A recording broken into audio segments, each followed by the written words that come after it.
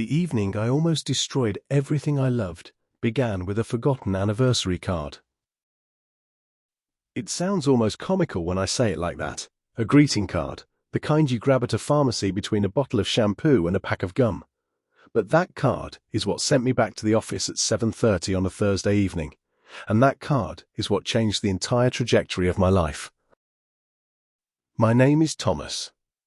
I'm a 43-year-old civil engineer who spent most of his adult life building bridges across rivers and ravines, which is deeply ironic given what I almost let collapse that night. My wife, Nina, is a pediatric nurse with a laugh that sounds like it belongs in a better world than this one. Warm and sudden and slightly too loud for quiet restaurants, which is one of the 100 things I love about her. We'd been married 11 years that Thursday. 11 years of small arguments about whose turn it was to call the plumber, of Sunday mornings with cold coffee and the newspaper spread across the kitchen floor, of holding each other through miscarriages and job losses, and the particular grief of watching your parents grow old. I'd left the anniversary card on my desk at work. Nina had specifically asked me not to do the digital thing this year. No e-card, no text. She wanted something she could hold. So after dinner, when I kissed her on the cheek and told her I'd forgotten something at the office and would be back in 20 minutes, she just rolled her eyes in the affectionate way that means you're impossible, but I love you anyway, and went back to her book. Our firm shared a building with several other businesses, a physical therapy practice on the second floor, a small architecture studio on the third, and on the same floor as us, a family counseling center run by a man named Philip Hartley. Philip and I had exchanged enough elevator conversations to consider each other friendly acquaintances. He knew what I did. I knew roughly what he did. We'd had coffee together exactly twice, both times by accident, when the cafe on the ground floor was crowded, and we ended up at the same table. He was quiet, thoughtful, the kind of man who listened more than he spoke. His wife, Carol, had come to pick him up a few times, and we'd chatted in the lobby. She was warmer and more expressive than Philip, a schoolteacher with kind eyes and the kind of steady presence that made you feel like everything was probably going to be fine. The building was mostly empty when I arrived that Thursday. The lobby lights were on their evening setting, half dimmed, and the elevator hummed quietly as I rode up to the 4th floor. I found my card exactly where I'd left it, propped against my monitor like a little rectangular accusation. I grabbed it, tucked it into my jacket, and turned to leave. That's when I heard voices in the hallway. The counseling center's door was partially open, just a few inches, enough to let light spill in a warm rectangle across the corridor floor. I wasn't paying attention, not really. I was thinking about getting home, about whether Nina would want to open the card tonight or save it for the morning. I was already halfway through composing the small speech I'd give when I handed it to her. And then I looked up. Through that partially open door, in the amber light of the counseling center's waiting area, I saw my wife. She was standing with her arms around a man I didn't recognize. Tall, heavy-set, wearing a rumpled dress shirt with the sleeves rolled to the elbows. His face was buried in her shoulder. Her hand was moving slowly up and down his back, the way you comfort someone in serious pain. Her eyes were closed. His entire body was shaking. The world went very quiet. I've read about this sensation. The psychological literature calls it an acute stress response. The moments when your brain essentially short-circuits because the information coming in is too catastrophic to process normally. I can confirm that the literature is accurate. Time did something strange. My chest cavity seemed to hollow out from the inside. The card I'd just retrieved slipped from my fingers, and I didn't hear it hit the floor, though it must have. Every coherent thought dissolved except one: leave. Not confront. Not demand an explanation. Just leave. Get out of the building. Get into the car. Drive somewhere, anywhere, away from the image now burning itself into the center of my vision. I'm not a man who cries easily, but I felt the pressure of tears building behind my eyes with a force that frightened me. 11 years. 11 years of her laughing too loudly in restaurants, of cold coffee on Sunday mornings, of holding each other through every hard thing life had handed us. And she was in there, in that room, her eyes closed, holding another man with a tenderness I recognized because she had used it on me. I turned. I took 2 steps toward the elevator. "Wait, please, wait." The voice came from my left, a door to the small alcove by the emergency staircase that I'd never paid attention to, where a water fountain and a row of plastic chairs created a sad little waiting area. Carol Hartley was sitting in one of those chairs. She was on her feet before I fully registered her presence, crossing the hallway in quick steps, and her hand caught my arm just above the elbow. She looked terrible. Her eyes were swollen and red-rimmed in the way that only comes from hours of crying, not minutes. Her hair, which I'd always seen neat, was pulled back unevenly. She was still wearing what I guessed was a work outfit, a grey blazer over a floral blouse, but the blazer was wrinkled, like she'd been sitting in it for a very long time. "Thomas," she said. She knew my name from our lobby conversations. "Please, I know what you just saw. Please don't go. Please let me explain." I looked at her. I looked back at the door. Then something in her expression, not desperation exactly, but a particular quality of urgency, mixed with something that looked almost like preemptive grief on my behalf, made me stay. "That is not what it looks like," she said quietly. She still had her hand on my arm, as if she was afraid I'd bolt the moment she let go. Maybe she was right. "That man in there is my brother. His name is Warren. He and his wife lost their baby this morning. She was 31 weeks. They've been trying for 4 years. She stopped, pressed her lips together, drew a careful breath through her nose. Nina was their nurse. She was with them through the whole thing. She was with them when it happened. She called me afterward because Warren, he can barely function right now, and Philip had an emergency with another client tonight, and I couldn't reach him, and I had to pick up my kids from school, and I couldn't bring my kids here to see their uncle like this, and Nina, she just stayed. She didn't go home. She just stayed with him." The hollowed-out sensation in my chest was transforming into something else, something more complicated and harder to name. I said nothing. Carol kept going. "I've been out here for an hour. I couldn't go in. I kept trying, and I'd get to the door and I'd see them, and I couldn't make myself interrupt it because he was finally letting himself fall apart, and I think he needed to do that with someone who wasn't family, because with family, you have to be strong, you know? You have to hold it together for everyone else. But Nina, she has this way about her. Even Warren said it, even in the middle of all this. He said she made him feel like it was okay to fall apart, like he was allowed." She finally let go of my arm. She pressed the back of her hand briefly to her mouth. "I'm sorry," she said. "I'm sorry you saw that without knowing. I should have texted you. Nina wanted to tell you herself later tonight, and I agreed to give her that, and then I saw you come off the elevator, and I panicked." I found, when I went to speak, that my voice had gone somewhere unreachable. I stood in that corridor for what felt like a long time, doing nothing but breathing and trying to reassemble the world into the shape it had actually been in, rather than the shape I had spent the last 3 minutes convincing myself it was. "How old was the baby?" I finally asked. It was not the question I'd planned to ask. I hadn't planned any question at all. It came from somewhere beneath planning.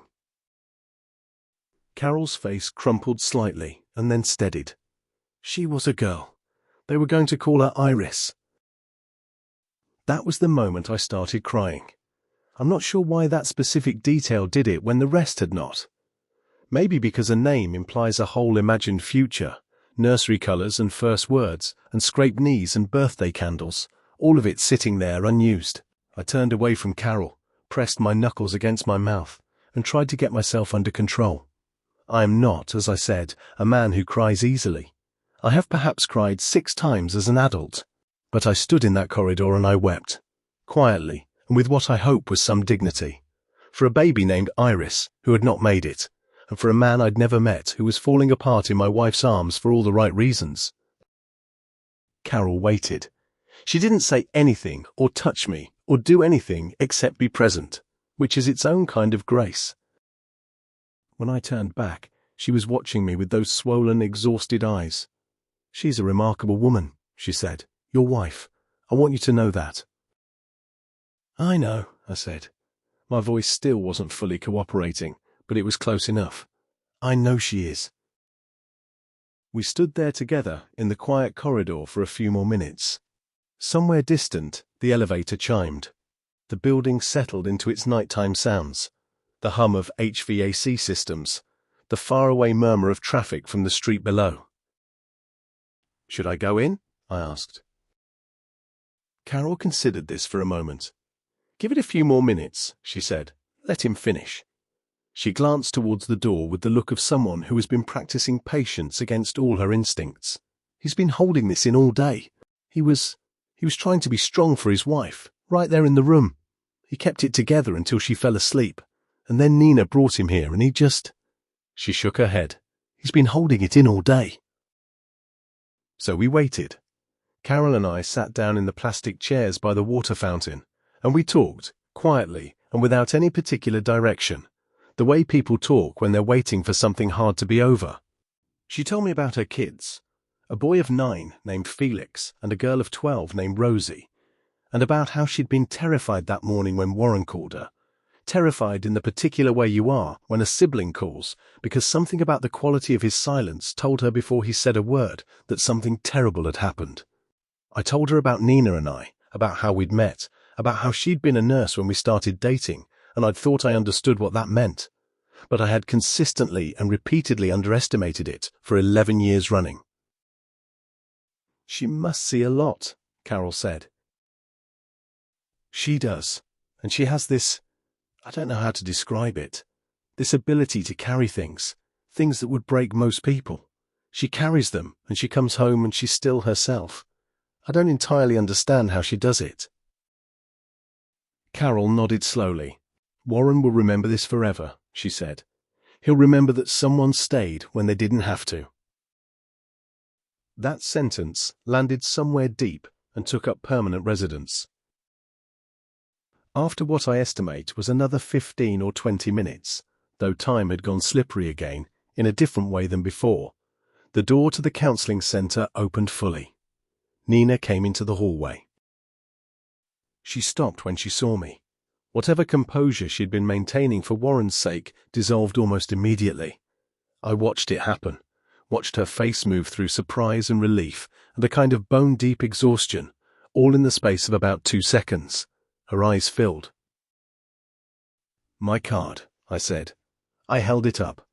It was an absurd thing to say, but I needed to explain what had brought me here, and I couldn't think of anything else.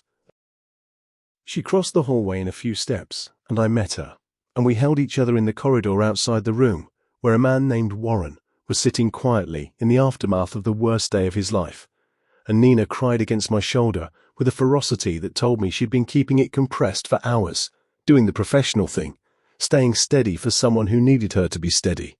And now it was her turn. "I'm sorry," she said into my jacket.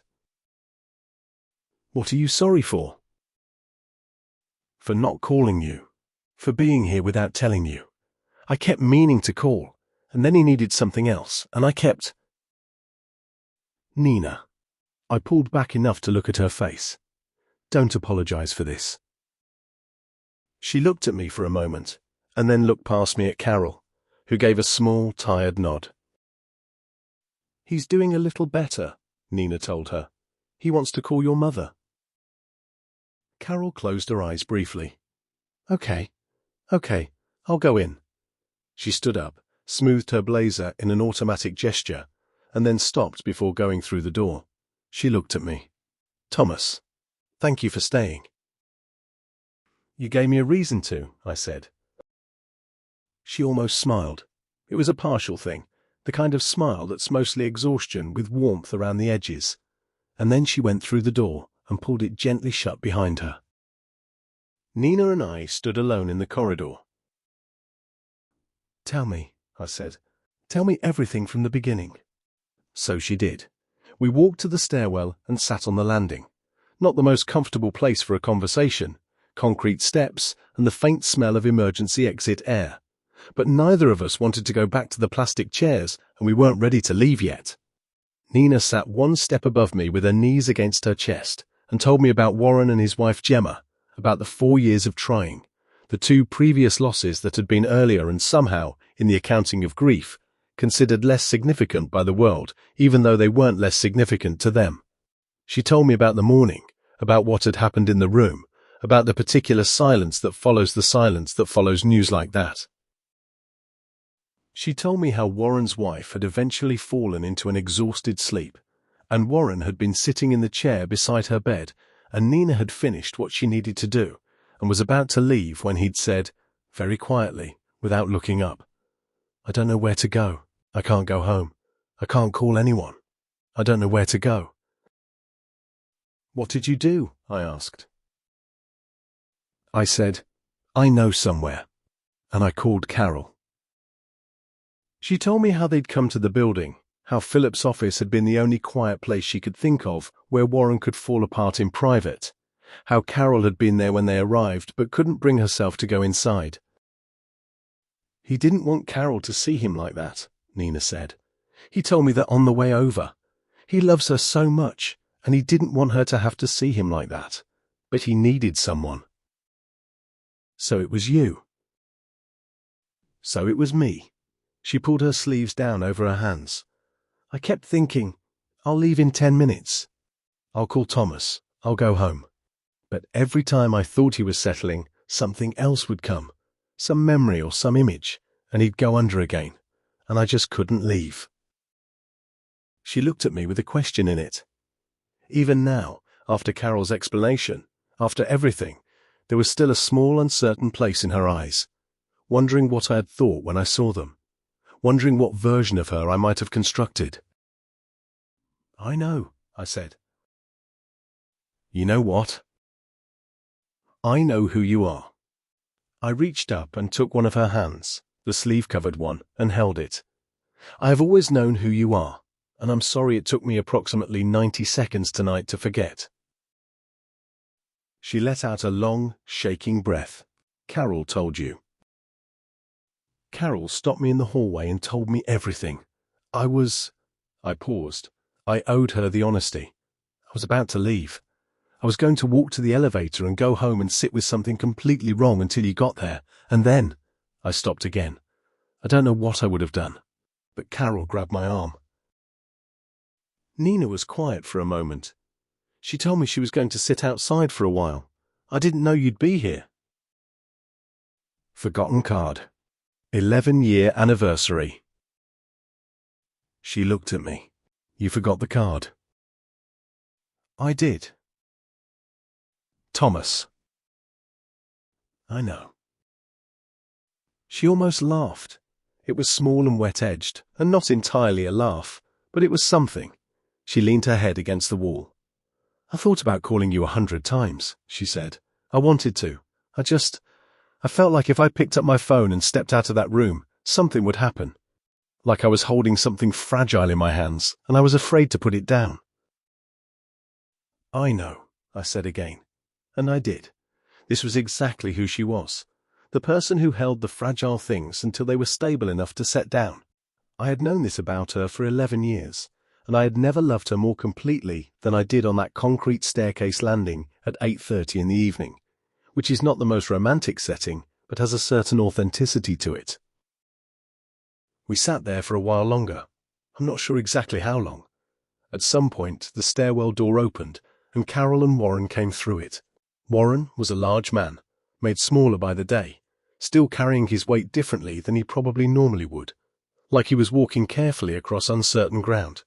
He stopped when he saw us. "This is my husband," Nina said. "Thomas." Warren looked at me. His eyes were a pale grey and very tired, and had in them something that I recognized from the few times I've been at the outer edge of bearable pain, a sort of calm that is not peace, but is what's left after all the turbulence has passed through. "She stayed," he said.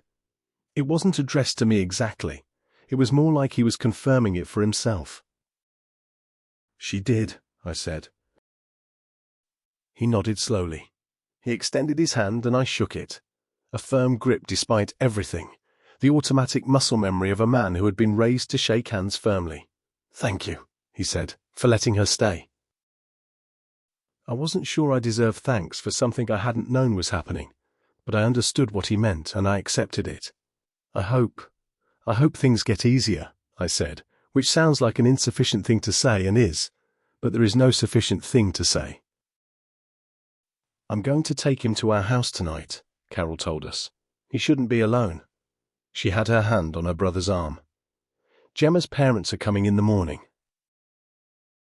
We said goodnight in the corridor. It was an oddly ordinary parting for the end of an extraordinary evening. Coats and elevator buttons and a murmured "take care" exchanged with people who, in the span of a single evening, had become something more than acquaintances. In the car, driving home through city streets gone quiet with the lateness of the hour, Nina held the anniversary card in her lap. She'd picked it up from the corridor floor where I'd dropped it. She hadn't opened it yet. "What does it say?" she asked. "Open it." She opened it.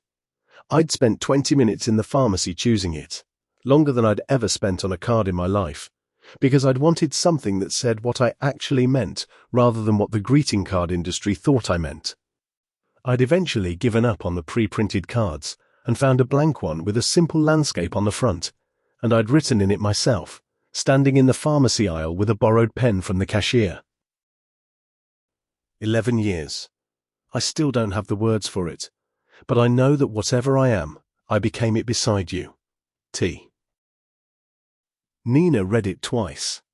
Then she folded it along its crease and held it against her chest for a moment. "I was going to suggest we go somewhere nice for dinner," she said, "for our anniversary. Somewhere with cloth napkins." "We can still do that." It's 9 o'clock. There are places. She looked at me with the beginning of that laugh, the real one, the too loud one, the one that sounds like it belongs in a better world. "You want to take me to dinner at 9 o'clock on a Thursday?" "I want to take you to dinner," I said. "The clock is negotiable." We did go to dinner, a small Italian place near our apartment that we'd eaten at dozens of times, with low lighting and a host who raised his eyebrows slightly at the hour, but seated us anyway at a corner table. We ordered wine and pasta and sat across from each other in the quiet of a nearly empty restaurant, and we talked about Warren and Gemma and baby Iris, about what it means to stay when you don't have to, about the terrifying ease with which I'd almost walked away from something I'd completely misread. "If Carol hadn't been there," Nina said. "She was, though."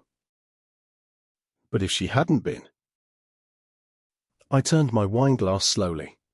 "I'd like to think I would have found out eventually, that I would have given you the chance to explain." "But you don't know." "No," I said, "I don't know." This was the honest answer, and she deserved it. I know that I was ready to run. I know that the image was enough to hollow me out completely. I would like to believe I'm the kind of person who would have asked instead of assuming, but I was not moving toward asking when Carol stopped me. I was moving toward the elevator. Nina was quiet. She swirled her wine. "That scares me," she said finally, "not because I don't trust you, but because it means that moment, your whole understanding of 11 years, it almost turned on something that had nothing to do with either of us, just an angle, just a moment through a doorway." "I know." "We should probably never think too much about how many things are like that," she said. "How many things turn on moments like that?" "Probably not," I agreed. "But I have thought about it. I've thought about it many times in the months since. I think about Carol sitting alone in a plastic chair in a corridor alcove, exhausted and grief-adjacent, having told herself she'd go in to be with her brother in just one more minute, and how she happened to look up at exactly the right moment and see a man she barely knew stepping off an elevator with the wrong expression forming on his face. I think about the particular calibration of her empathy that made her recognize what I was seeing and what I was concluding and what I was about to do, even from across a hallway in a dimly lit building at night. I think about how the whole thing balanced on that moment, on her willingness to stand up from an uncomfortable chair when she was already depleted and reach out and grab a stranger's arm and say, "Wait." I sent Carol flowers the next week. Not romantic flowers. A simple arrangement. The kind you send when you want to say, "I see you and I'm grateful." The card just said, "Thank you for stopping me. Thomas." She called Nina to say they'd arrived. She was crying when she called, which Nina reported to me with a kind of fond exasperation, because Carol told her that the flowers had made her cry in front of her students, which was enormously inconvenient, but also wonderful. Warren and Gemma went through what I imagine were some of the hardest weeks of their lives. They are still, from what Carol tells Nina, who tells me, in the long and non-linear process of rebuilding from that kind of loss. There is no clean end to that story, no moment where it resolves into something manageable. It simply continues, the way grief does, shifting shape over time. But the four of us, Thomas and Nina, Carol and Philip, have had dinner together 4 or 5 times since that night. It is one of those friendships that had no natural origin, that came into being through circumstances none of us would have chosen, and is therefore somehow more solid than friendships built on preference and convenience. There is a shorthand between us now that comes from having shared an unrepeatable moment, from having stood together in a corridor at night while something heavy moved through. Nina and I had our anniversary dinner properly the following weekend. Cloth napkins, a reservation, the whole thing. At some point during the meal she reached across the table and put her hand over mine, and I turned my hand over and held it. 11 years and counting. Built on ordinary Sundays and cold coffee, on laughter too loud for quiet rooms, on a woman who stays when she doesn't have to, and a man who is learning, slowly and imperfectly, not to run before he knows what he's running from. And on a stranger in a corridor who grabbed his arm and told him to wait. Some bridges, it turns out, are built in a single moment, but it takes the whole of what came before to know how much they're worth.